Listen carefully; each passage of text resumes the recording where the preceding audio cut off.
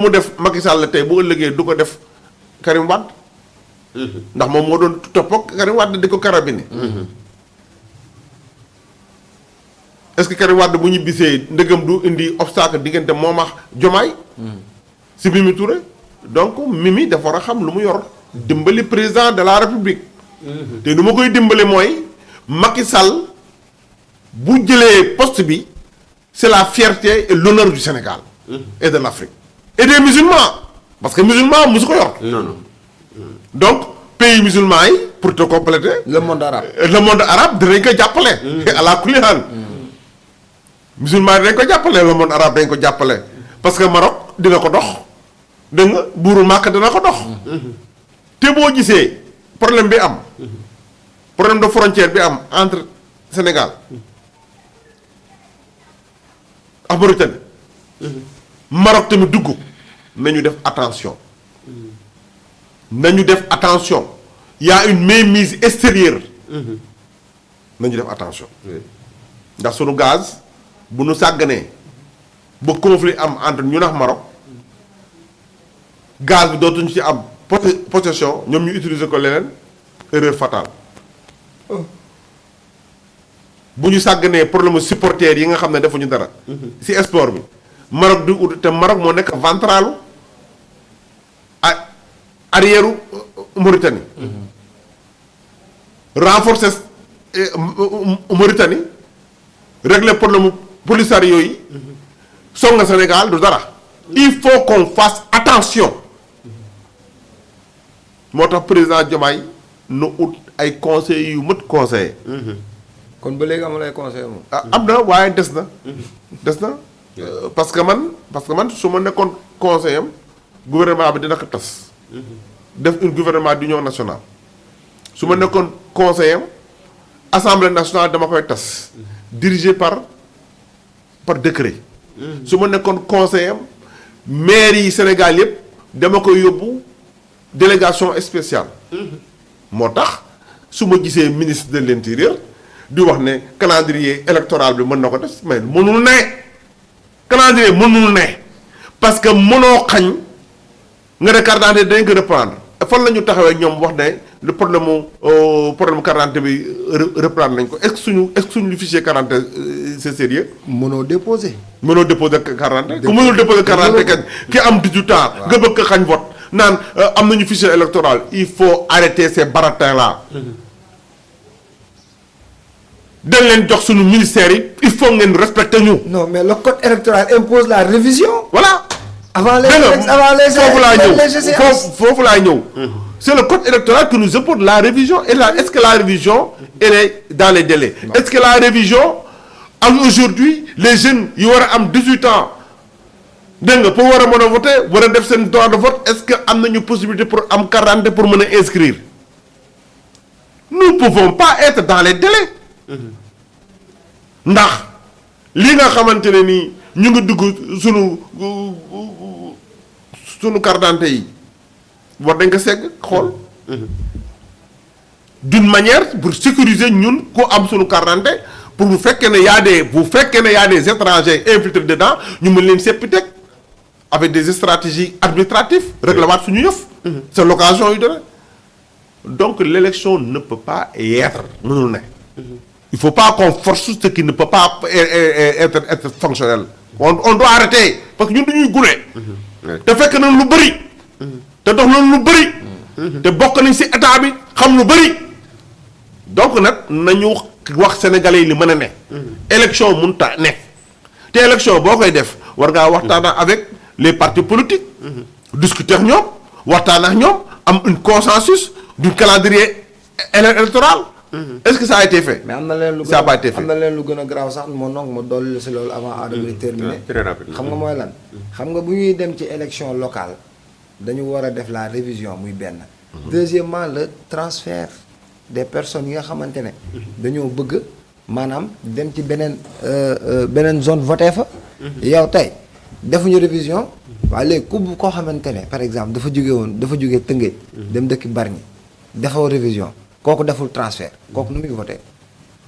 c'est ça le problème c'est-à-dire xam nga problème bi mooy on doit être des républicains, Oui. des patriotes, des démocrates et respecter la justice. Oui.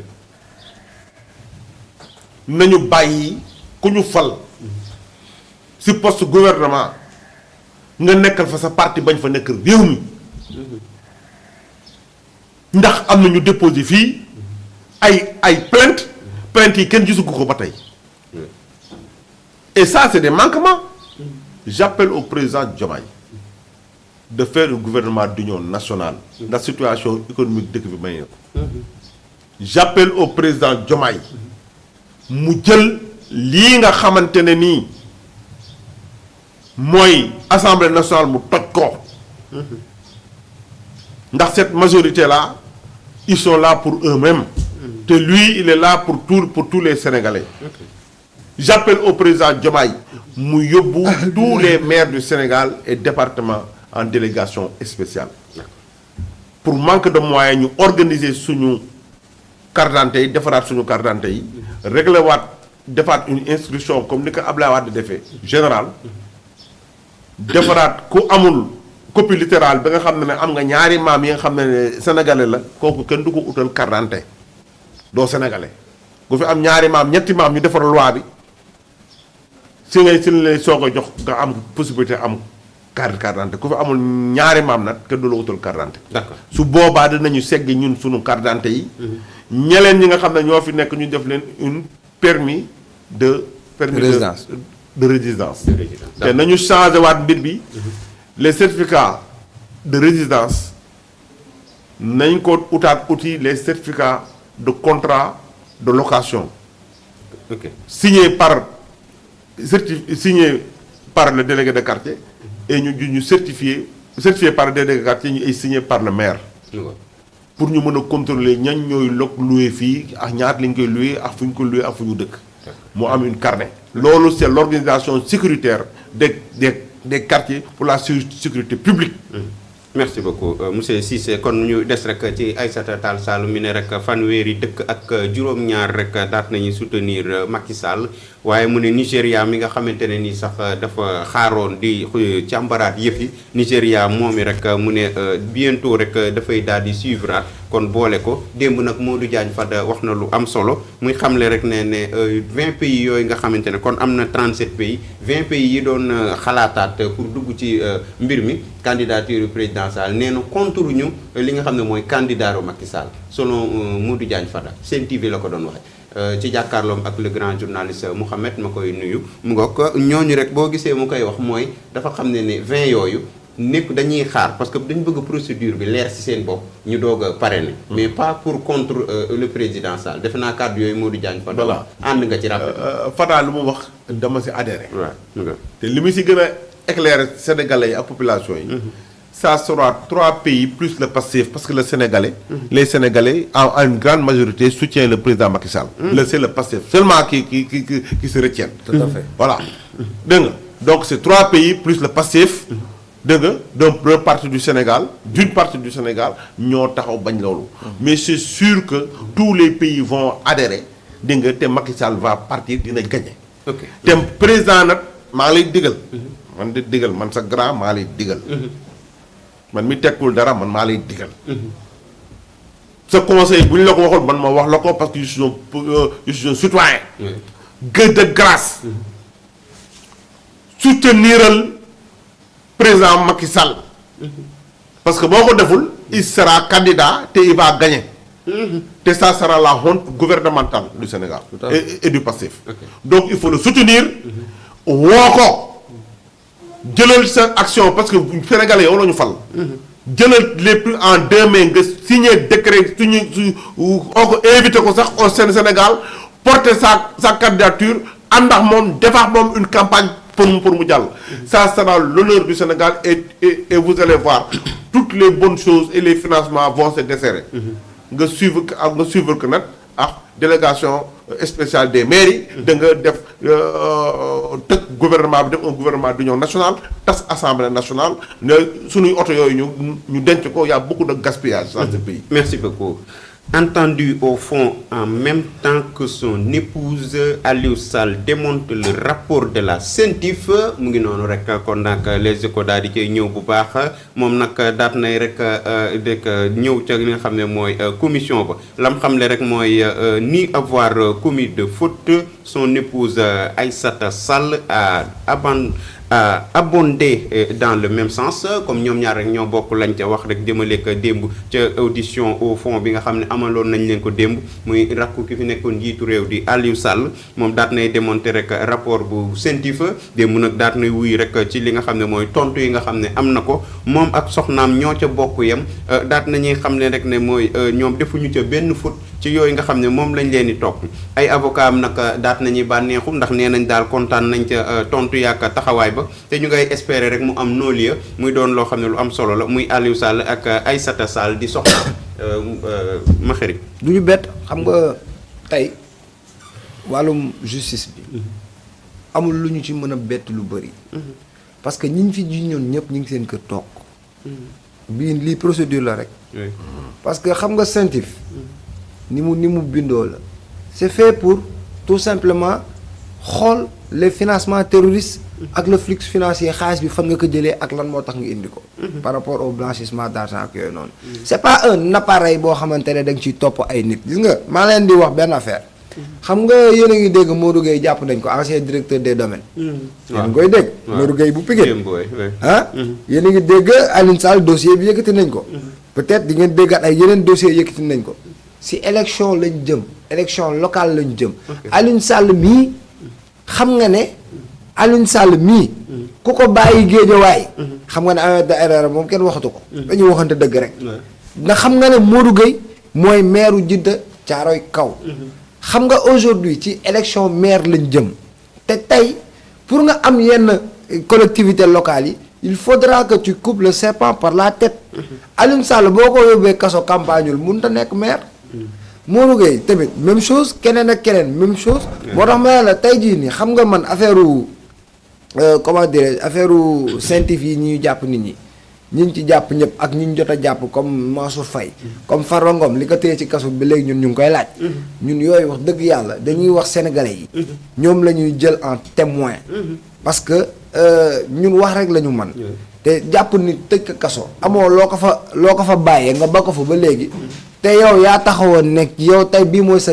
dernière campagne ma lay fàttaliwaat ne ba léegi maa ngi ci maire yi Farba Ngom maire la Farba Ngom à lui seul il polarise 9 députés c'est ça le problème est-ce que loolu wax nañ ko sénégalais yi déedéet ay Moussa Bokar Thiam ak mooy maire Ourossogui ñooñu ñëpp ay booyu Farba Ngom lañ donc Farba Ngom dafa am doole boo ko téyee ci kaso bi poids électoral am wala poids politique am dafay xaw a wàññeeku Diomaye ak Sonko bu ñu leen bàyyi woon kaso duñ gagné élection yi te pourtant ñoom ñoo gagné donc c'est pour vous dire te pour terminer ci dossier bii nii Aliou Sall bu tëddee nelaw jabaram bu tëddee nelaw waa Géejawaay ñi ànd ak moom bu ñu tëddee dañuy nelaw parce que Aliou Sall suñu 400000 dégg nga ko fi te mujjul fenn dëgg loolu du dëgg kan moo fi nekkoon di def benn campagne de dénigrement envers Aliou Sall et envers Macky Sall benn nit la bu tudd Ahmed Aïdara là actuellement mi ngi ci dëkk bi nekk maire du xëy maire yi parce que 2A TV lay xëy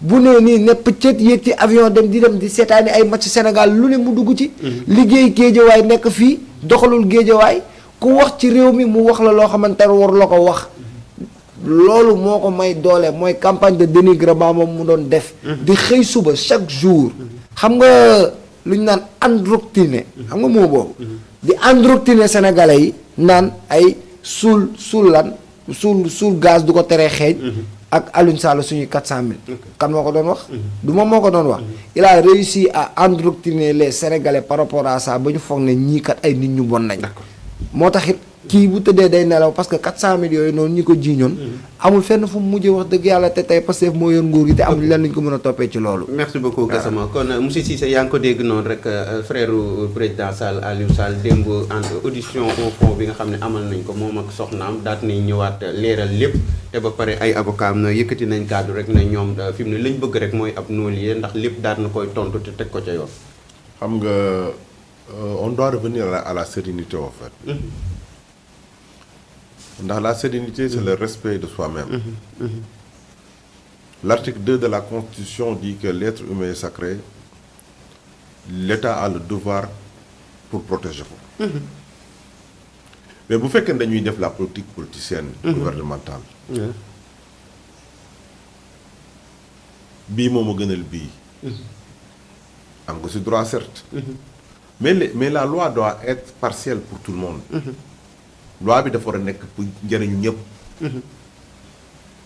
mais bu fekkee ne yow da nga utiliser doole ji la peuple bi jox. pour nga def ku ma am ndey ak ku ma amul ndey di régler say problèmes politiques. là nous disons non. parce que ñun waa PDS dañ ciy xeex parce que nous sommes victimes de ça. nous sommes les premières victimes de ça. oui. xool ne kii c'est le maire du Fouta nga jël ko dugal ko kaso ñi ngi ko seqaloon ñëpp bàyyi nga leen nga téye ko moom. di tijji ay dossiers yi kenn xamul yu ñàkk fayda sax la ñu mën a wax. yi nga xam ne kilifa bu nekk bu ko déggee dina lii affaire ñàkk fayda la te réew bu demee ba tollu si ñàkk fayda musibaam na. ndax réew fayda ak fulla moo ko yor ak dëgg. moo tax dëgg bu ne nit ku ne war na ko mën a doxal ndax bu dëgg doxalee rek sa réew jub wërsëg ñëw. nga jëlaat meeru jiddey kaari caaree kaw ñi nga séq ñi mu séqaloon ak dossier ñëpp nga takkal leen bracelet électronique nga ñëw ko defeere ko ndax lu tax maire la. ñeneen ñi duñu maire. di élection maire la ñuy jëm nga bëgg ko téye tëj ko pour mu bañ a am une mainmise ci élection yi pour gañewaat maire yi pour éliminer ko pour jël loolu. lâche je dis que c'est lâche. dafa rafetul. dafa ñaaw. d'accord ndax quand bu ñuy xeex da ngay war a xeex face à face. à armes égales. xeex aussi dans la réglementation juridique. et constitutionnelle. moo tax on doit revenir à la raison. ndax bu fekkee ne woon lii moo taxoon ñu batal leen 3 fois. aujourd'hui je regrette. d'accord moo tax le président Diomaye doit prendre toutes ses responsabilités. xam ne Sénégal moom la ñu fal. xam nga ne démb fii Thiès. ni ko jeunesse bi naka ñun Diomaye la ñu bëgg mu riir. waaw ça c'est un signal fort. moi je suis avec Karim Wade. mais c'est un signal très fort.